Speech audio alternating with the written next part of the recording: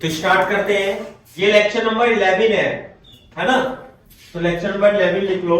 Plus previous lecture में मैंने आपको बताया था कि सेमी इनफाइनाइट की वजह से फाइनाइट की वजह से जो इलेक्ट्रिक फील्ड होगी अल्फा बीटा, ये तो EX K lambda upon R sine alpha plus sine beta होता है, और ये वाली इलेक्ट्रिक फील्ड का component K lambda upon R cos alpha minus cos beta होता है। सही है। तो इनफाइनाइट की वजह से मैंने बता दिया था आपको। अभी लिखो semi infinite. Semi infinite line charge. Semi infinite line charge क्या होता है? जैसे ये तो इनफाइनाइट में ये आर डिस्टेंस है, ये इनफाइनाइट चला गया और इधर इनफाइनाइट चला गया। सेमी इनफाइनाइट का मतलब है ये नीचे का पोर्शन उड़ जाएगा, तो ये तो आर हो जाएगी और ये ऐसे। This is semi infinite lambda coulomb per metre, और आपको इस पॉइंट पे इलेक्ट्रिक फील्ड निकालना। क्लियर है के बाद? ओके देखो, जब ये पॉइंट जैसे ये वाला dq चार्ज होता है तो ये तो थीटा होता है ऐसे करके, और जब ये इनफाइनाइट पहुंच जाएगा तो ये वाला पॉइंट किधर पहुंच जाएगा? तो ये तो कितना होगा? बीटा। तो इस केस में बीटा तो हो जाएगा 90 डिग्री। बात समझ में आती है नहीं? और अल्फा कितना होगा? देखो ध्यान से, अगर जो चार्ज यहां तक था तो ये तो अल्फा था, अगर जो चार्ज मान लिया यहीं तक रहा तो ये अल्फा हो जाएगा आपकी बात, और अगर जो चार्ज यहां तक रहा अल्फा और यहां तक है तो अल्फा हो जाएगा इस पॉइंट के लिए, अल्फा हो जाएगा 0 डिग्री। बात समझ में आई? तो बोर्ड पे देखो इधर, अगर जो आप सेमी इनफाइनाइट के लिए निकालना चाहते हो तो बीटा की वैल्यू हो जाएगी 90 डिग्री और अल्फा की वैल्यू 0 डिग्री हो जाएगी। क्लियर है बात? तो alpha is equal to 0 degree. अब इस पॉइंट पर एक्स डायरेक्शन में भी इलेक्ट्रिक फील्ड होगा और वाई डायरेक्शन में भी इलेक्ट्रिक फील्ड होगा। एक्स डायरेक्शन का फॉर्मूला के लैम्डा अपॉन आर, हाँ भाई, sign alpha plus sine beta, तो साइन 0 प्लस साइन 90। क्लियर है क्या बात? और ई वाई कितना होगा भाई? K lambda upon R cos alpha यानी कॉस 0 माइनस कॉस 90। आगे बात समझ में? तो साइन 0 तो 0, कॉस 90 0, साइन 90 और कॉस 0 की वैल्यू 1 होती है। इट इज इक्वल टू के lambda upon R and this is also equal to के लैम्डा अपॉन आर। क्लियर है क्या बात? तो EX और EY इस पॉइंट पर सेम आते हैं सेमी इनफाइनाइट के लिए। तो इधर देखो, इसे हम किस तरीके से और सिंपलीफाई तरीके से लिखेंगे और इसका यूज करेंगे। ये है सेमी इनफाइनाइट लाइन चार्ज, ऐसे करके lambda coulomb per metre, R distance पे electric field K lambda upon R, इधर की ओर के लैम्डा अपॉन आर। तो नेट जो इलेक्ट्रिक फील्ड आएगी, इन दोनों का रिजल्टेंट इलेक्ट्रिक फील्ड ये आएगा, और कितना आएगा? देखो ये दोनों सेम है, ये एंगल होगा 45 डिग्री। क्लियर है क्या बात?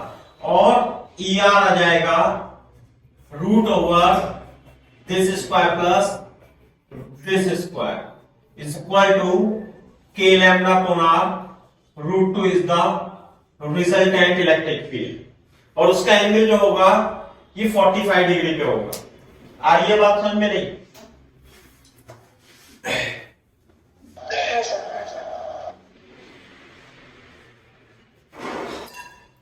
के लैम्डा अपॉन आर रूट 2 है ना। अच्छा, क्या आप मेरे को रिवाइज करके कॉपी में से देख के ये बता सकते हो कि नहीं? पहले तो इसे हम छोड़ते है ना। हाँ भाई, ये देखो रिवाइज करके बताओ। पहले एक पढ़ते हैं सवाल।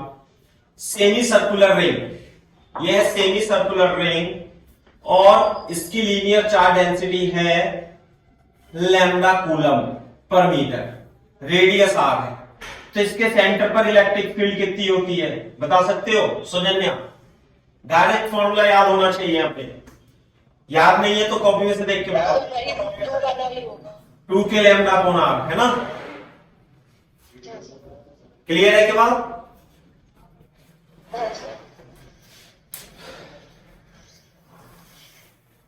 ऐसे होता है। तो मैं इसे साफ करता हूं अभी, बोर्ड पे देखो हमें क्या निकालना है।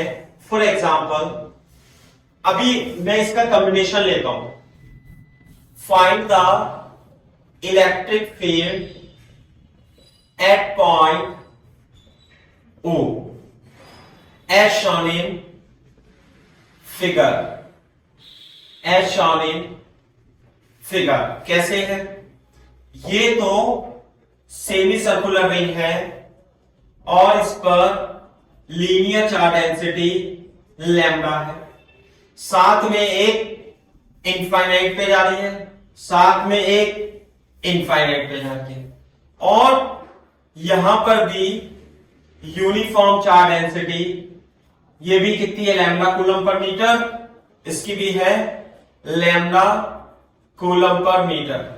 और यहां पर आर डिस्टेंस पे इसके सेंटर पे कोई पॉइंट O है, तो आपको यहां पर ये भी डिस्टेंस कितनी है R, और ये है सेमी इनफाइनाइट, एक ये है एक ये है, जैसे ये थी। तो इसके सेंटर O पर आपको नेट इलेक्ट्रिक फील्ड निकालनी है।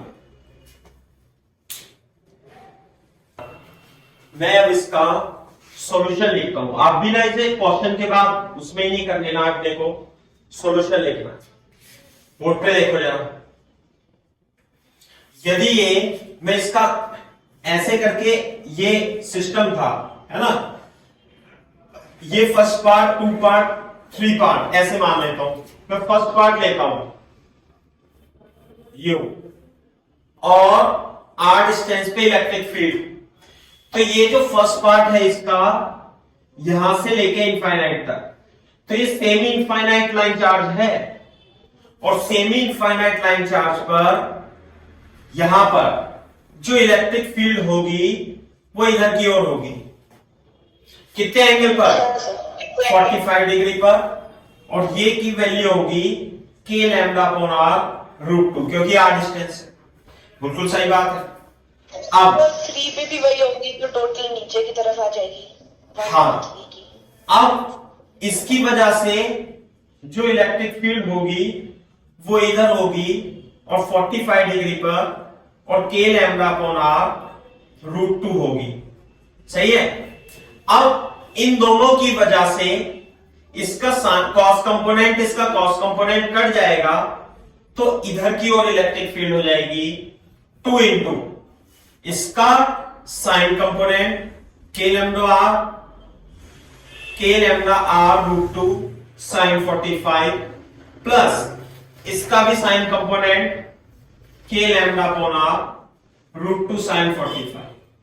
अब साइन 45 1/√2 होता है, तो K lambda R plus K lambda R, तो ये पे जो इलेक्ट्रिक फील्ड होगी इन दोनों की वजह से कितनी हो जाएगी भाई? It is equal to 2 K lambda upon R, क्योंकि रूट 2 से ये कट जाएगा। 2 K lambda upon R is the electric field. हाँ भाई, लेकिन अभी तो इसका एक पार्ट और है। एक पार्ट क्या है? ऐसे था, और इसकी वजह से सेमी सर्कुलर की वजह से इलेक्ट्रिक फील्ड किधर की ओर होती है? Away from the charge, and this is equal to 2 K lambda upon are, और इसकी वजह से प्लस इसकी वजह से जो इलेक्ट्रिक फील्ड होगी वो होगी कितनी? 2 के लैम्डा अपॉन आर, ये निकालना है। तो नेट इलेक्ट्रिक फील्ड कितनी आ गई? साइना सौजन्या ऊपर बोलो। 0। तो यहां पर नेट इलेक्ट्रिक फील्ड इस सिस्टम में 0 आएगी। आप अपने हिसाब से आंसर लिखिए। वो आप फाइंड कर लेना।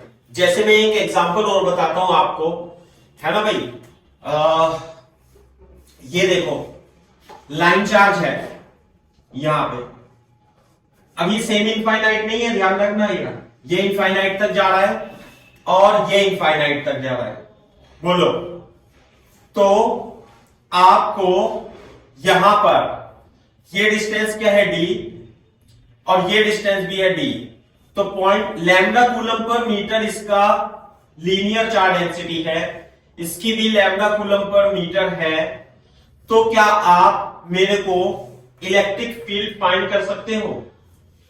Find electric field at point P as shown in figure, as shown in figure। देखो इधर कैसे करेंगे, बता सकते हो कैसे करेंगे बेटा? ये अब की बार सेमी इनफाइनाइट दिखने में है लेकिन है नहीं इस पॉइंट P के लिए। तो आप पहले ये देखो, ऐसे यदि ये ऐसे ये है d है और ये भी डिस्टेंस d है, तो इसकी वजह से इलेक्ट्रिक फील्ड, हाँ भाई, किधर की ओर होगी? एक तो इसकी वजह से Ex भी होगी और इधर की ओर Ey भी होगी। तो ये एंगल और ये एंगल तो अल्फा होगा, और ये देखो d और d, अरे tan अल्फा इक्वल टू कितना है? d upon d equal to 1, तो अल्फा हो गया 45 डिग्री। सही है? सही है सर। तो और बीटा बता सकते हो सौजन्य कितना होगा? सर 90 हो जाएगा। वेरी गुड, अब तो समझ में आ गया। Very good. तो Ex होगा k lambda upon r, k lambda upon d, sign alpha plus sine beta, है ना। तो ये होता है k lambda upon d, sine alpha sign 45 1/√2 plus 1, sign beta 9 है। तो ये Ex होगा, Ey कितना होगा भाई? Ey is equal to k lambda upon d, हाँ भाई, cos alpha minus cos beta. तो cos k lambda upon d cos 45 माइनस cos 90, तो ये तो 0 हो गया, दिस इज 0। तो this is equal to beta is equal to 90। तो जो Ey होगा वो k लैम्डा अपॉन d 1/√2 होगा। क्लियर है के बाद? अब मैं इधर ही करता हूं, देखो अब इसकी वजह से देखना जरा, यहां पर ये आड़ी है, तो यहां पर जो इलेक्ट्रिक फील्ड होगा, एक तो इधर होगा away from the charge, away from the line charge infinite तक जाके, और इसकी value k lambda upon d 1/√2 plus 1 होगा। साथ में एक इधर की ओर भी होगा और वो k लैम्डा अपॉन d√2 होगा। सही है बात? अब दोनों का मैं नेट इलेक्ट्रिक फील्ड निकाल देंगे ऐसे कर। तो इधर तो ये था और इधर ये है k lambda upon d 1/√2 plus 1, और नीचे की ओर क्या है भाई? नीचे की ओर है k लैम्डा अपॉन d√2। इसकी वजह से इधर की ओर कितना है? This is k lambda upon d 1/√2 plus 1, और इसकी वजह से इधर कितना है? This is k lambda upon d and this is √2।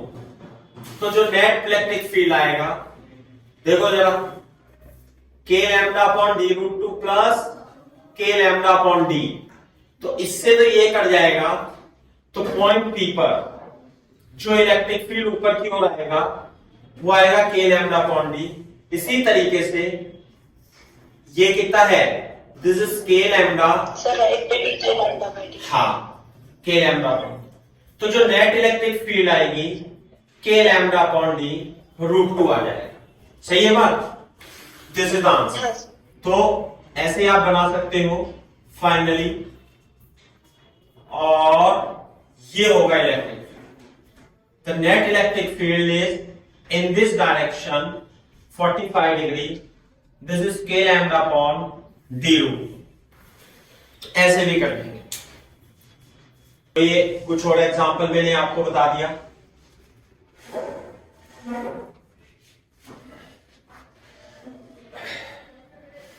अब एक और ज्यादा इंपॉर्टेंट एग्जांपल है लाइन चार्ज पे, उसे देखना। जैसे आप ये तो बता ही सकते हो कि यदि ये 30 डिग्री है 60 डिग्री है तो ये ऐसे करके फॉर्मूला लगा के निकाल दो, समझे। लेकिन कभी कभी क्या देता है वो, तो अलग ही टाइप से क्वेश्चन दे देता है ऐसे करके, ये इनफाइनाइट है और यहां पे कोई चार्ज नहीं है जबकि ये परपेंडिकुलर डिस्टेंस r है और ये वाला पॉइंट इस पॉइंट पर एंगल बनाता है कितना, चलो 30 डिग्री मान लेते हैं और ये इनफाइनाइट है। Lambda coulomb per metre. Find electric field at point P। हाँ सर। देखो इसे कैसे करेंगे। अगर जो मान लिया ये वाला चार्ज पूरी डिस्टेंस पे होता तो आप तो बहुत आसानी से लिख देते आंसर इसका, भाई k लैम्डा अपॉन r इधर, k लैम्डा अपॉन r इधर, ऐसे लिख देते। या मान लिया ये इधर होता 30 डिग्री तो भी बहुत आसानी से लिख देते। मान लिया तो इनफाइनाइट, ये तो 90 डिग्री हो जाएगा, ये 30 डिग्री हो जाएगा। लेकिन चार्ज यहां से स्टार्ट होता है, ये रहा, यहां चार्ज ही नहीं है ऐसे। तो बोर्ड पे देखो चार्ज स्टार्ट होता है ए से और बी कहां पर है भाई, इनफाइनाइट। जैसे ये वाला था ना, ये ऐसे करके ए से बी तक। तो अब की बार एक पॉइंट होता है स्टार्ट यहां से 30 डिग्री से और यहां पे है चार्ज, यहां पे है चार्ज, यहां पे है और कहां तक चला जाता है 90 डिग्री तक।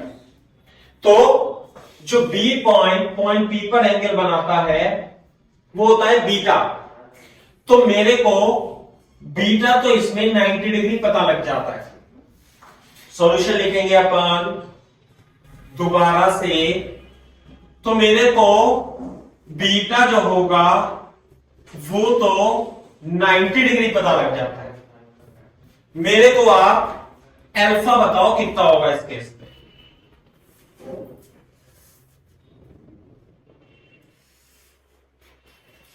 बताओ बेटा सोच के। अल्फा कौन सा होता है, अल्फा एंगल होता है पॉइंट ए के द्वारा बनाया गया ये एंगल। तो ए अब की बार यहां पर है और बी तो इनफाइनाइट पर। 60 हो जाएगा 60 सर, क्योंकि हम लेफ्ट वाली साइड का नहीं ले सकते क्योंकि वहां पे चार्ज ही नहीं है। तो हाँ, अगर जो 60 हो जाएगा तो मेरे को ये बताओ, अगर जो ये 60 होता और ये इनफाइनाइट तक होता तो फिर तो ये बीटा आप 90 डिग्री लेते ऐसे और अल्फा 60। नहीं, तो इसका मतलब ये इसके लिए बता रहे हो आप, और इसकी इलेक्ट्रिक फील्ड और इसकी इलेक्ट्रिक फील्ड तो सेम नहीं है।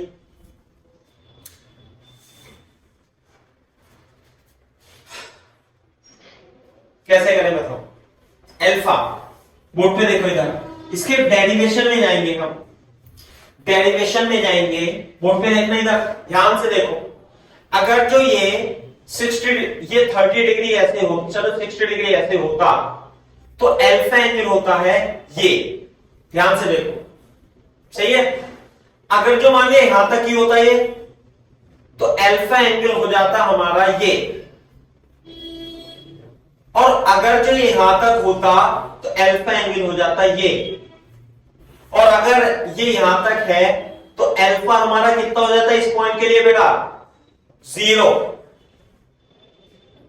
क्लियर है बात, ये 0। अब लेकिन ये पॉइंट ए यहां पर भी नहीं है, यहां पर भी नहीं है, यहां पर भी नहीं है, यहां पर भी नहीं है, बल्कि और ऊपर चला गया कितना, 30 डिग्री। देखो एंगल यहां पे एंगल होता है 0, यहां पे होता है 60, तो इधर की साइड में उल्टी दिशा में कितना होगा? -30। हाँ सर। क्लियर है क्या बात? माइनस। हाँ सर। अब हम लिखेंगे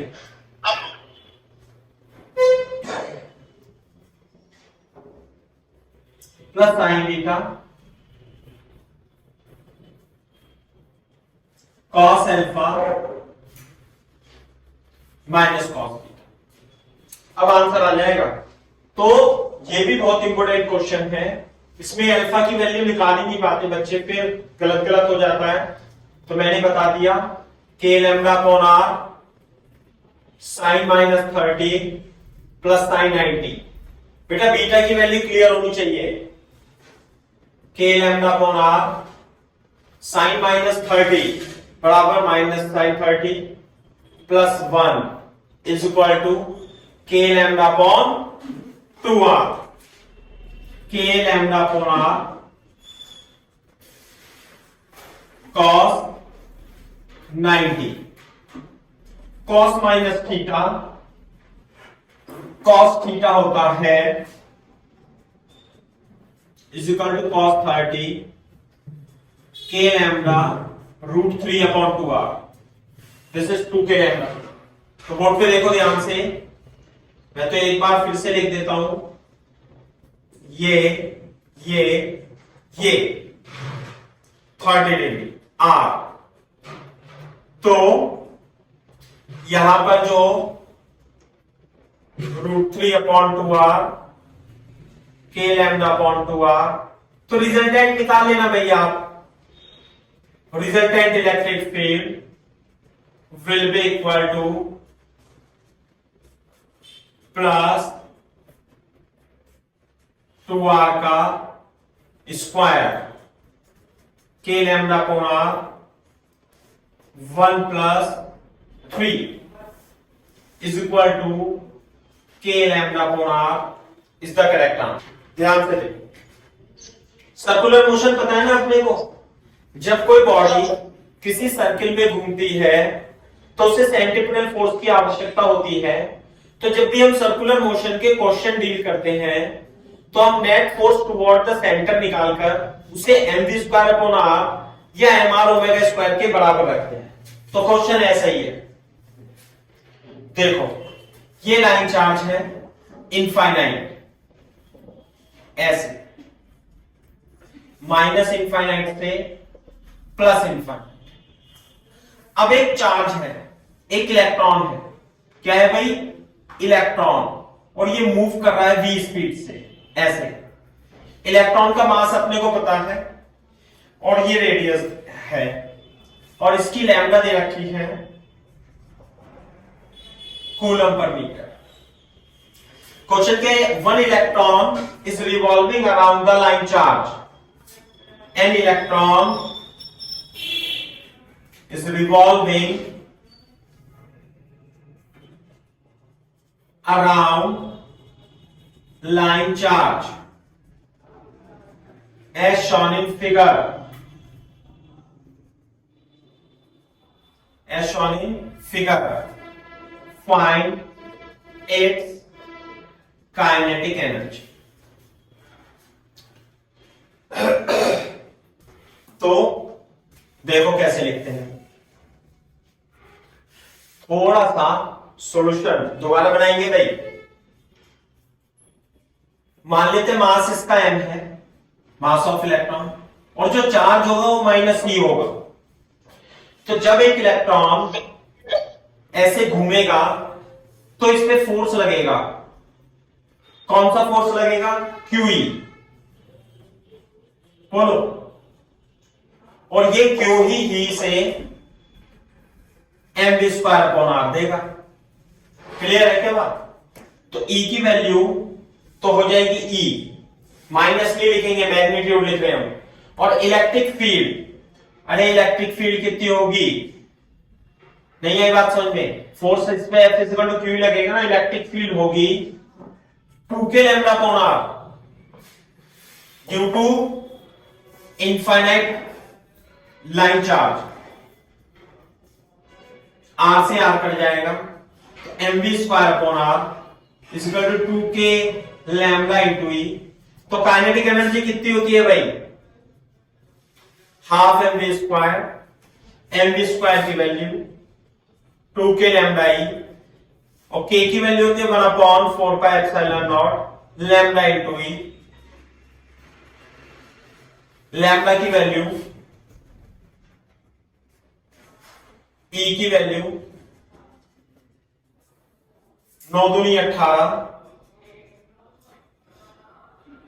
इंटू 1.6, तो कितना हो जाएगा 18 इंटू 16,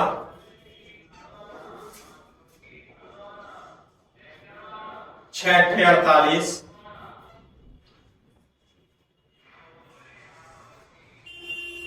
to 88 into 10 की पावर -70 जूल। चलो, तो लाइन चार्ज खत्म हो जाता है अपना, है ना।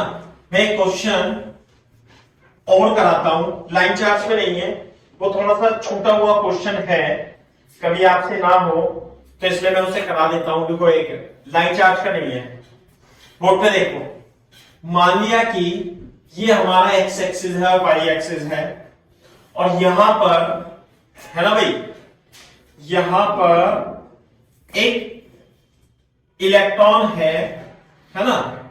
चलो चार्ज मान लेते हैं, चार्ज Q, मास m को x डायरेक्शन में v नॉट वेलोसिटी से आप प्रक्षेपित करते हो, फेंकते हो, और इसमें इलेक्ट्रिक फील्ड दे रखी है E नॉट J कैप। बात समझ में आई नहीं, E नॉट J कैप। तो बोर्ड पे देखो, इधर एक काम करो, इसे थोड़ा चेंज कर दो, ये V नॉट से प्रक्षेपित किया जाता है और इलेक्ट्रिक फील्ड न्यूटन पर कूलम ऐसे मान लो, सही है। ये ओरिजिन है, मैं क्वेश्चन लिखता हूं, if A charge Q mass M is projected in y direction from origin with velocity v naught as shown in figure. Find first x and y coordinate after time t. Second part, its velocity at time t. Third, path of particle, है ना, path of particle। ये locus of कैसे करेंगे भाई, चित्र तो बनाए रखो, आप सॉल्यूशन लिखो दोबारा से, मेरे को बता सकते हो, आप थोड़ा सा आइडिया दे सकते हो कैसे सॉल्व करेंगे इसे। इलेक्ट्रिक फील्ड है ऐसे यूं, भाई वो क्वेश्चन अलग है, चित्र दोबारा बनाना है अपने को। तो जब ये जाएगा तो ये बताओ मेरे को, इस पे y डायरेक्शन में फोर्स कितना लगेगा, 0। x डायरेक्शन में फोर्स कितना लगेगा, q into x, E naught i क्या, बोलो।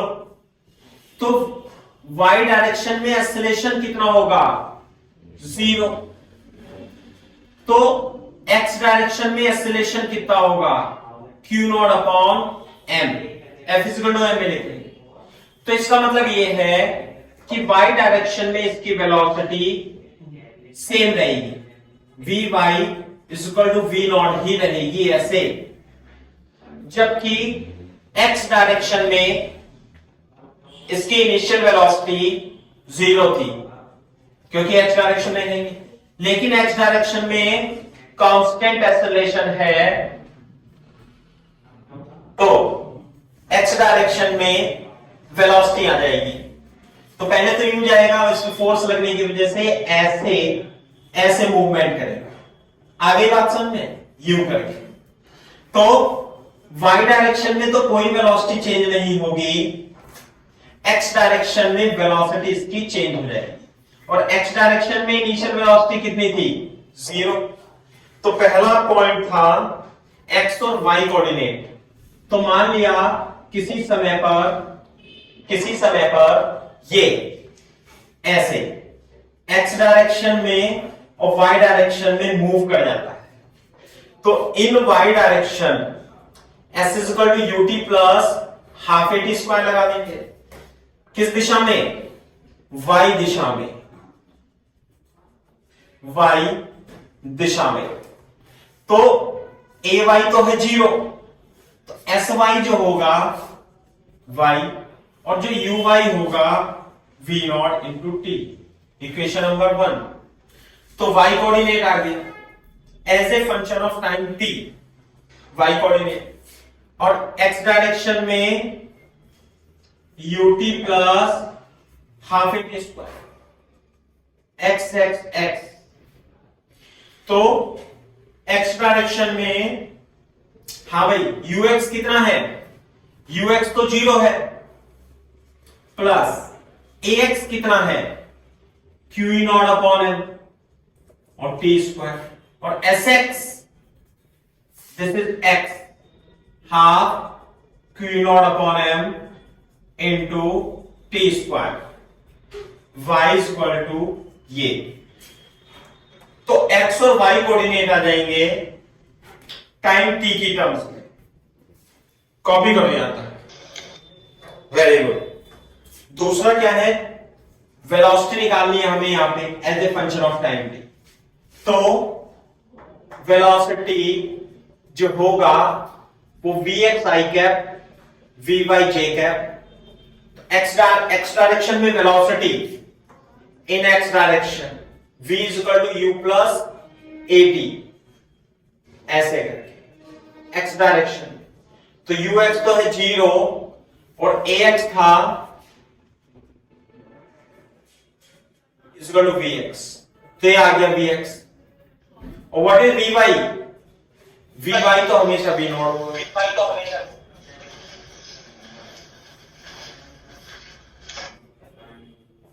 आई कैप जे कैप, ये हो गया पी, है ना? बस ये निकालना है। अच्छा, ये देखो एक बार, हमें पाथ ऑफ पार्टिकल निकालना है। तो पाथ का मतलब होता है relation in X Y and Z coordinate.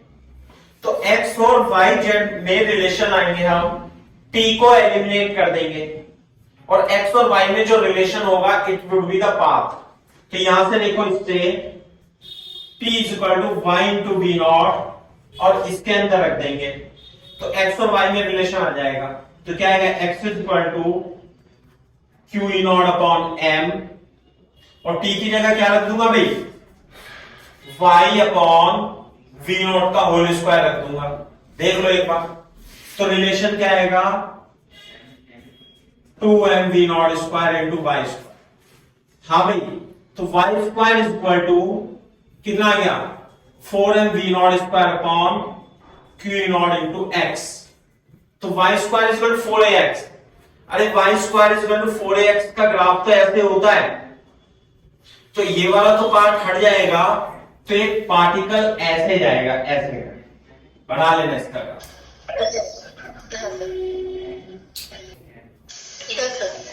बेटा ये बताओ, मैंने आपको सिंपल पेंडुलम वाले क्वेश्चन कराए थे क्या? सर कराए थे सर। टाइम पीरियड ऑसिलेशन निकालने का? सर फिर वो लिफ्ट में डाल के भी, बस लिफ्ट वाले ही कराया था, और ऐसा भी कराया था कि ऐसे यू करके? सेम जगह पे एक वाला ऐसा नहीं था। अच्छा, लिफ्ट वाला तो मैंने करा दिया था आपको, है ना? हाँ सर। एक मिनट रुको, एक मिनट, ये क्वेश्चन रह गया शायद, बोर्ड पे देखो। ये मान लिया प्लेन शीट है, प्लेन शीट। तो ये मैंने क्वेश्चन आपको करा दिया था कि इसमें एंगल वगैरह निकालो, sigma coulomb per metre square, ये mg, ये QE, ये tension, P cos theta equal to mg, है ना? ये कराया था नहीं? करा दिया होगा ये तो। हाँ सर, तो कराया है। करा दिया था ना? हाँ बिल्कुल सही बात है। तो बोर्ड पे देखो, ये मान लिया इनफाइनाइट प्लेन चार्ज शीट है, sigma coulomb per metre square इसका सरफेस चार्ज डेंसिटी, और एक charge of mass m, charge q is in equilibrium, ये इक्विलिब्रियम, और इसे आप थोड़ा सा टिल्ट करके छोड़ देते हो, तो ये क्या करेगा, स्लाइटली टिल्ट करके, यहां से टिल्ट करके थोड़ा सा छोड़ देते हो, तो इट विल परफॉर्म ऑस्किलेशन, ऐसे जाएगा, फिर ऐसे जाएगा, फिर ऐसे आएगा, फिर ऐसे जाएगा। तो आपको इसका टाइम पीरियड ऑफ ऑस्किलेशन निकालना। क्वेश्चन लिख रहा हूं, ए charge of mass m, A charge of q, mass m is in equilibrium, is in equilibrium. If it is displaced slightly, find a time period of oscillation. Oscillation, ये बताओ। तो बहुत सारे charge है। हाँ भाई, तो बोर्ड पे देखो इधर, कैसे रहेंगे बता सकते हो, कुछ आइडिया दे सकते हो?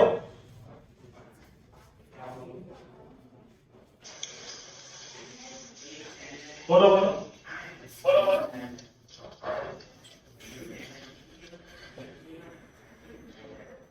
टाइम पीरियड ऑफ ऑस्किलेशन होता है L अपॉन G, या G फैक्टर। जब यहां पर एक यूनिफॉर्म सरफेस चार्ज डेंसिटी है ऐसे, तो इस पॉइंट पर यदि मास चार्ज Q है हवा में, तो इस पे कितने फोर्स लगेंगे सौजन्या?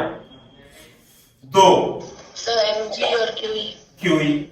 तो यदि आप इसे छोड़ोगे, और QE की जगह सिग्मा अपॉन 2 एप्सिलॉन, यदि आप इसे छोड़ोगे तो ये किधर भागेगा? इधर भागेगा, यू। अब मैं इसे भागने नहीं दे रहा यहां पे, तो इक्विलिब्रियम में रहेगा। तो यदि ये रस्सी कट जाए तो इधर भागेगा किसी एक्सेलरेशन G इफेक्टिव से, समझ में आएगा? और आंसर हो जाएगा T = 2 pi root L upon G। It will be the equilibrium position. ये पोजीशन कौन सी है? थोड़ा सा स्लाइड करके छोड़ेंगे और डिस्प्लेस करके छोड़ेंगे, it will perform oscillation about this, and the time period will be this. G effective कैसे निकालेंगे? नेट फोर्स, इसे काटो और इधर नेट फोर्स निकाल लो। जैसे देखो इधर देखो, एक्सेलरेशन कैसे निकालते हैं पता है? Motion under gravity. जब ये हवा में है, हवा में, तो इस पे कितने फोर्स लग रहे हैं? mg, सही है? तो F net is equal to ma। F net होता है mg, और a से m से m कट जाता है तो एक्सेलरेशन हो जाता है g। दिस इज, इस बॉडी में एक्सेलरेशन है। देखो ये अर्थ इसे खींच रही है, अर्थ की वजह से, लेकिन अगर जो आप यहां पर एक चार्ज पार्टिकल को छोड़ोगे, ऐसे यू छोड़ोगे, तो ये यू जाएगा, तो कितने फोर्स से जाएगा?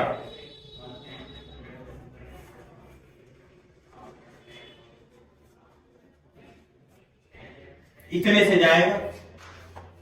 F लेंथ को एम जी इफेक्टिव रख लेंगे, तो g effective will be equal to m g का whole square q sigma upon 2 epsilon naught का होल स्क्वायर अपॉन एम। तो थोड़ा सही करके लिख देता हूं, मैंने ज्यादा शॉर्ट में नहीं लिखा। एम इसके अंदर चला जाएगा एम का होल स्क्वायर, ये आ गया जी इफेक्टिव। तो time period of oscillation L upon G effective.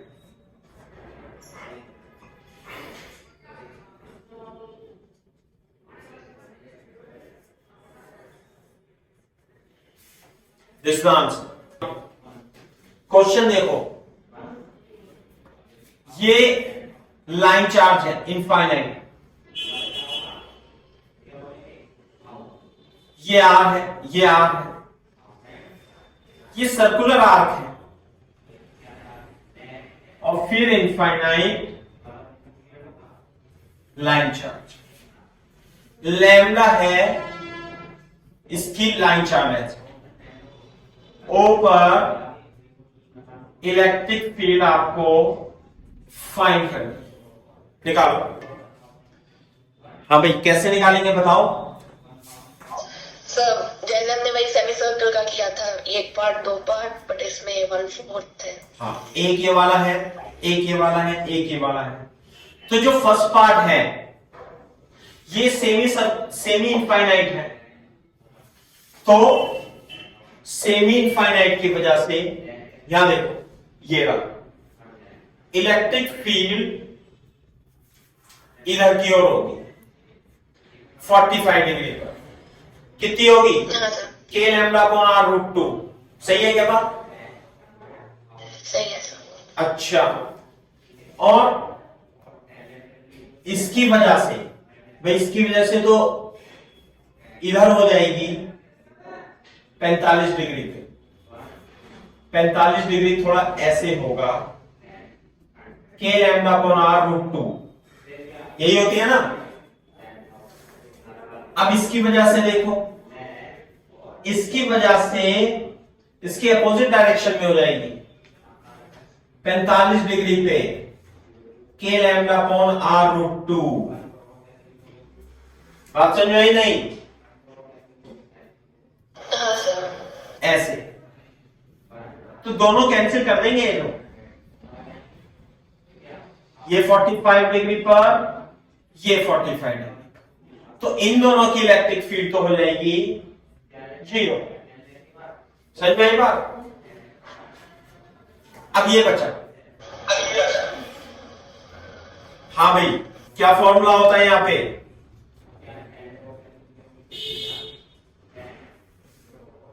कितना होगा? यही होता है ना?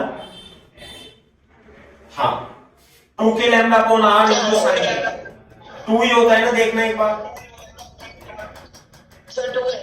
हाँ, तो यहां पे इलेक्ट्रिक फील्ड इधर जाएगी और थीटा थीटा, और थीटा हो जाएगा यहां 45, तो आंसर आएगा 2 K lambda upon R sign 45, तो आ जाएगा के लैम्डा अपॉन आर रूट 2। तो नेट इलेक्ट्रिक फील्ड, हाँ भाई, किधर आएगी? इधर आएगी, K lambda upon are root 2 is the correct answer.